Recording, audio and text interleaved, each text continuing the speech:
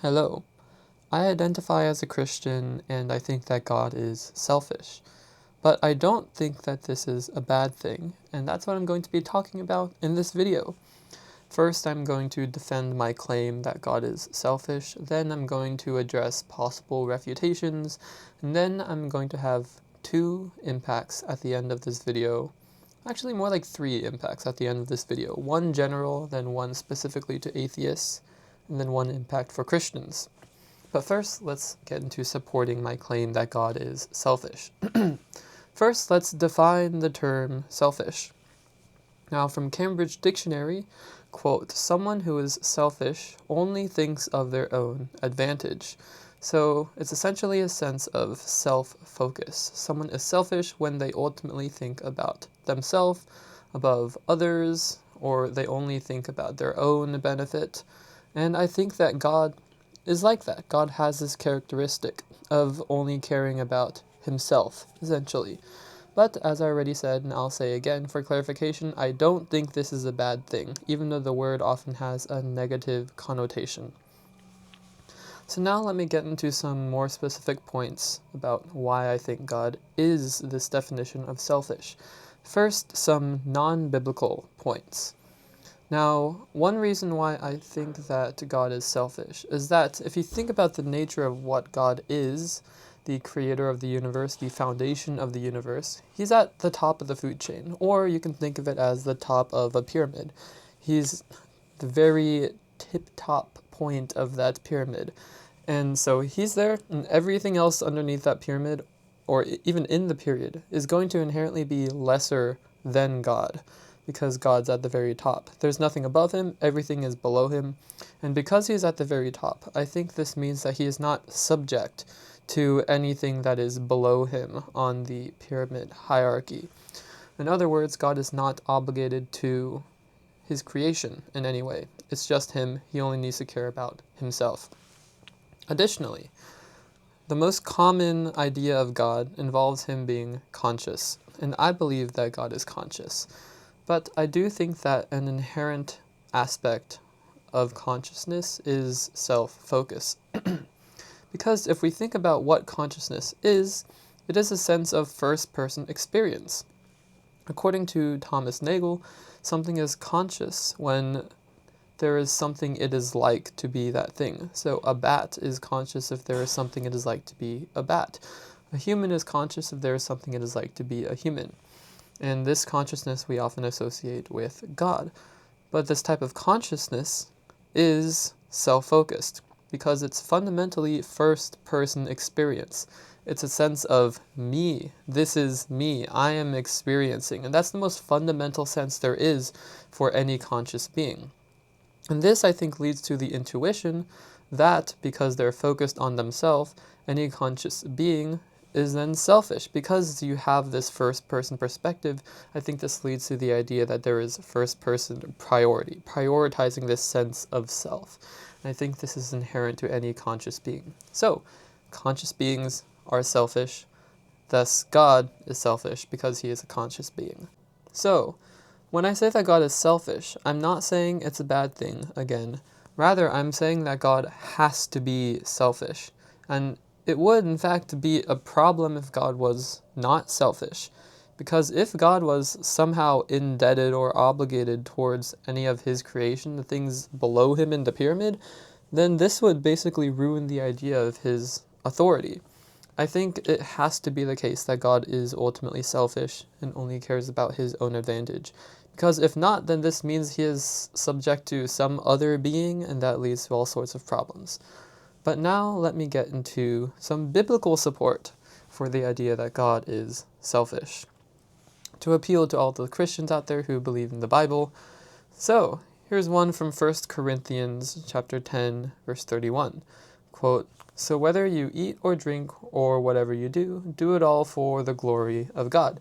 Here Paul is telling the church in Corinth that whenever they do anything, it should be for God, God's purpose, because God has created us for that purpose, so everything is for him. All glory be to God, all that, etc., etc. So God is supreme, he is ultimate. Why? Because he created us to glorify him, because he's selfish. Another verse. This is from Romans chapter 11, verses 35 to 36. Quote, "Who has ever given to God that God should repay them? For from him and through him and for him are all things. To him be the glory forever. Amen." End quote. Now, this is a bit more explicit than the previous verse. It has the same content for part of it where it says basically everything is for the glory of God, but it also has a more explicit quote, which is that who has ever given to God that God should repay them. This is saying, basically, that God is not obligated to repay anyone for anything because we are created by him. Just because we are nice people or we try to be good people or anything we do, this does not obligate God to repay us in any way. God does not have to care for us in any way because he is the ultimate being and he is selfish. I think this is very good biblical support for that idea. And I'm going to bring up one more Bible verse, and this is related to some language that I have a problem with Christians using. And that's when Christians will say that God is on their side. When a Christian says, "God is on my side," I have a problem with that because I don't think God's on your side. Why should he be on your side? Rather, you're on God's side. And I think this is also supported in the Bible. In the book of Joshua, chapter 5, verses 13 through 14, this is about Joshua in the Old Testament, who had just become the leader of Israel, basically. He was leading the Israelite army, and he was approached by an angel of the Lord type figure somewhere in the desert. Quote, "Now when Joshua was near Jericho, he looked up and saw a man standing in front of him with a drawn sword in his hand.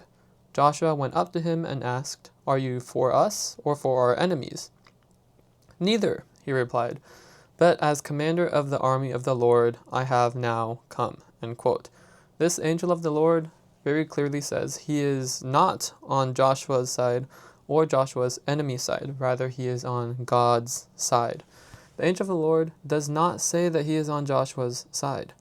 Rather, it's more important, I think, this is an implication of the verse, it's more important that Joshua should be on God's side as well. I don't think the Bible ultimately supports the idea that God is on our side, in the sense that he is on our side because he cares about us or because he feels obligated to be on our side. Rather, it's our job to be in line with him because everything is for him. He's created everything for himself, being selfish. Now, that's the support for my idea that God is selfish. And I don't think this is like my idea. I think this is just a fact about Christianity. And I'm not confident that Christians would actually entirely disagree with all the points I just raised. In fact, I'm pretty sure a lot of Christians would agree with these points. But they might still have some things to say. And so now I'm going to address some possible refutations that people might have. One possible thing that some people would say is that, well, if God is supposedly all good, omnibenevolent, and loving, then he should care about humans.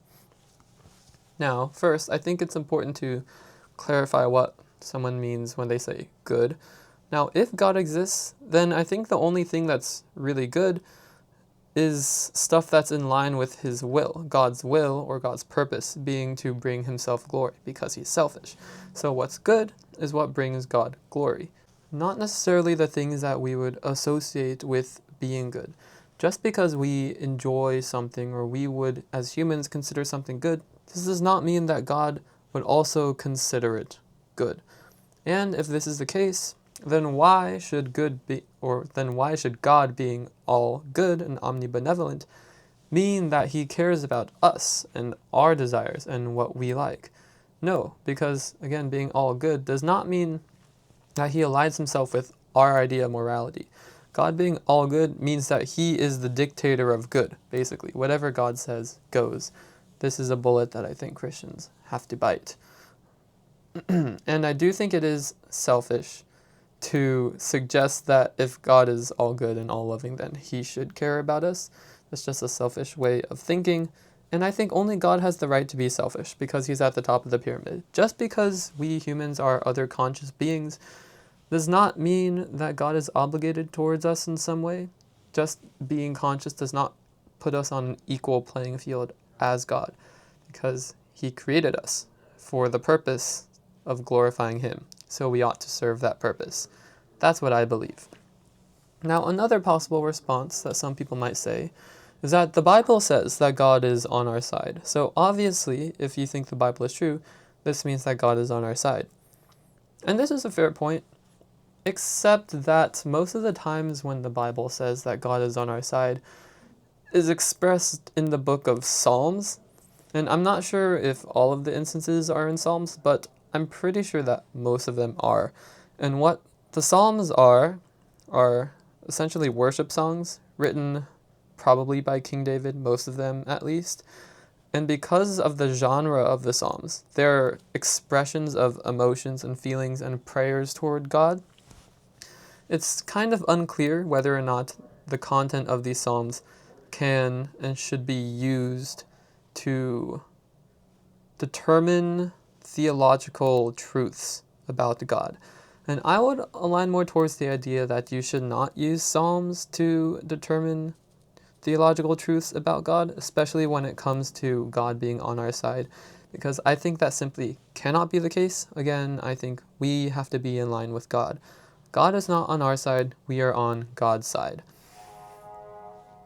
And then there is a third possible response that I can see being very popular, and that's that how could God possibly be selfish if he literally humbled himself by becoming human, coming to earth, and then dying in a very humiliating way on a cross in front of his people, the people who he's dying for? If God humbled himself in this way, how can we say that he is selfish? The gospel message, basically. And what I think is important to ask here is why God did that. Now, when I talk about glory, I think of glory as value, and my definition of value is given worth. So I think we glorify God when we give value to God. And it's an important idea that if we're separated from God, humans simply cannot give glory to God, because we cannot be close enough to God to give him worth. So it does not glorify God for humans to be separated from him. And so God would want humans to actually be closer to him, to worship him, to give him glory, if God's purpose is to be glorified by these conscious beings. And think about it. If God did not reveal himself to humans in any way, what reason would we have to glorify him? I don't think we would have any reason to worship God whatsoever if he did not reveal himself to us in any way. So I think God humbling himself via Jesus, this entire gospel story, gives us humans reason to value God. The reason God humbled himself is so that we humans can have reason to give God glory, which serves his ultimate purpose, which is to bring glory to himself, which again is that selfish goal. It's his own advantage. And I'm not saying ultimately that God cannot care about anyone, or that God does not care about his creation. When I say that God is selfish, I mean that ultimately God only thinks about his advantage, and he can care about things insofar as they get him to that selfish goal. For example, if I were to plant an apple tree in my backyard for the purpose of getting apples from the tree, I would have to water the tree. I'd have to put it in a favorable place in the dirt and in my backyard so it can receive the ample amount of sunlight. So I would care about this tree. And if the tree was conscious or something, from the perspective of the tree, it's being cared for. Good things are happening about it, or good things are happening to it. But all of the care that is going into the tree is only there because we, the gardener, want to get apples from it later. But yes, we do care about the tree only insofar as it serves our ultimate goal, which is selfish, to please ourselves with the eating of apples. And similarly, God is the gardener and we are the trees. I think it can be the case that God cares about humans and creation to the extent that it will bring him glory in the end. He is watering the tree of creation so that he can eat his apples of getting glory in heaven. Something like that. That's the analogy I'm going to use. So I'm not saying that God like never cares about us. But I am saying that ultimately, he doesn't care about us for the sake of caring about us. He cares about us because it serves his goal. So when God humbles himself on the cross, coming to earth, sure, this is good for us because now we can be unified with God in heaven, and it provides a way for us to do that. But additionally, and more importantly, the only reason he does this is so that we can be united with him and give him glory in heaven. Not for our sake, not so we can enjoy being unified with God, but so that in heaven we can give him glory.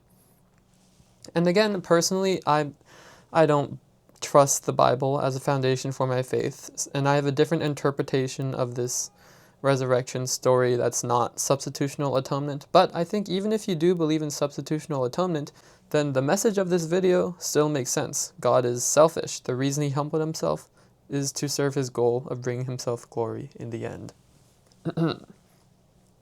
Now, let's get into some impacts. First, an overall impact of this video is that I think the core message of Christianity is something like humility, the opposite of selfishness. Only God can be selfish. All of God's creation, while we might be tempted to be selfish, is not allowed to. We should be humble because I believe that God has created creation with the purpose of glorifying him. Our job as his creation is to serve that goal and to give him glory, to humble ourselves, to think of ourselves as not the most important thing in our own lives. And this is extremely difficult to do. This is why pride is one of the hardest sins. I kind of think of it as like the top sin in traditional Christianity just because of how hard it is to overcome, because I think it's built into our very consciousness. This idea that we are the most important being. And the denial of this pride, of this egotistical, selfish nature of our consciousness is, I think, the core message of Christianity. That we have to try as hard as we can to deny this so that we can move our focus to the actually important thing, which is serving God's goal, not our goal. And it's also for this reason that I think Christianity is one of the most humble worldviews that one can have, because it's literally the opposite of selfishness. It's saying that we don't matter, only God matters. If that's not humility, then I don't know what is. Now let me get into some more specific impacts. First, I'm going to talk to atheists. If you're an atheist, listen up. Now, atheists often, I'm not saying all the time, but often have these two reasons I'm about to name as part of their dislike for Christianity, if they do dislike Christianity at all. And one of these is that they think God is immoral or mean or corrupt. And the other is that they don't like the idea of God telling them what to do. So I'm going to talk about both of these a little bit. The first is that atheists might think God is corrupt or mean or immoral. But as I said earlier, if God exists, the definition of good is in line with God's will or purpose, his selfish purpose, to bring himself glory. And we have to bite that bullet. Anything God says goes. The idea that we as humans have a better idea of morality than God is completely selfish. We're saying that even if God exists and he's the creator and what he says goes, I'm not going to follow that because I like my moral code better. That's extremely selfish to me. And I think if you have that mindset, you should not have that mindset. Now, the second reason that I mentioned is that atheists will often say that it's more fun to not have a God who's telling them what to do, because they don't want someone ruling over their lives. They want more freedom. And I think this is probably the most selfish motivation that someone can have, because essentially you're saying that no matter what, the only thing that's important is my own desires. If that's not selfish, then I don't know what is. Of course, I do believe in a God that is over me, so he has a goal that surpasses mine. But even if you don't believe that, you can't deny that the mindset that it's fun to follow my own desires in life and to make my own meaning and to do whatever I want is also an extremely selfish mindset. And so that's my message to atheists. I think that those two mindsets, if you're an atheist who has those two mindsets, are very selfish, and thus you should not have them. Now let's get into my impact specifically for Christians. And here I'm not going to say that Christians are selfish or anything, but rather my main address to Christians is that I think we need to commit more to the idea that God is selfish. And even if you wouldn't use the word selfish, in my experience, most Christians actually agree with most of the things I said in the first part of my video, supporting the idea that everything is for God's glory, that we should be aligned with God, He's not aligned with us. Most Christians agree to these things, and Christians will agree with both that idea, they'll agree that everything is ultimately for God's glory, so even if things happen in our lives that we enjoy or don't enjoy, for example, if we get fired from our job or if we get promoted at our job, even if we like or dislike certain things, everything has a purpose that moves towards God's glory. Most Christians will agree to this. However, it also seems to me that if Christians are pressed hard enough, they'll often try to retreat. And I don't think Christians should do this. For example, an atheist might come up to a Christian and say that, well, if everything is for God's glory, getting fired from your job, getting promoted at your job, then doesn't this also mean that things that happen in the Old Testament, if you believe that those happened, such as God commanding genocides, such as a lot of slavery that was condoned in the Bible, you might not agree with that either, but that might be the case, or things like disease and natural disaster, all of these things go towards God's glory. The atheist might say that. And a lot of the times, Christians, in response, try to cop out of just saying yes by going to things like, well, the world is a fallen world, the world is broken, God doesn't actually like these things. But they already think, like Christians already believe that everything does go towards God's purpose, that everything has a purpose, even if we don't like them. Again, with the example of getting fired from a job, it's a very superficial example. But we'll say, well, this probably has a purpose, maybe you'll learn from it, or something good will come out of it.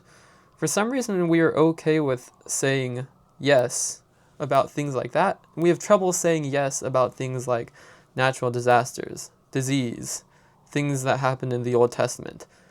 And I'm not exactly clear as to why, unless it's just because they sound worse. And if that's the case, then I think this is just a bullet you have to bite. Yes, the things that most people in the world consider to be bad because we don't enjoy them are for God's glory as well. Because God is selfish, everything is for His glory. That does not mean He has to please us with anything He does. So, that's the end of the video. I hope you enjoyed. If you didn't enjoy, then that's too bad. I hope you have a fun life, I guess. But if you have any questions, feel free to comment them or contact me directly.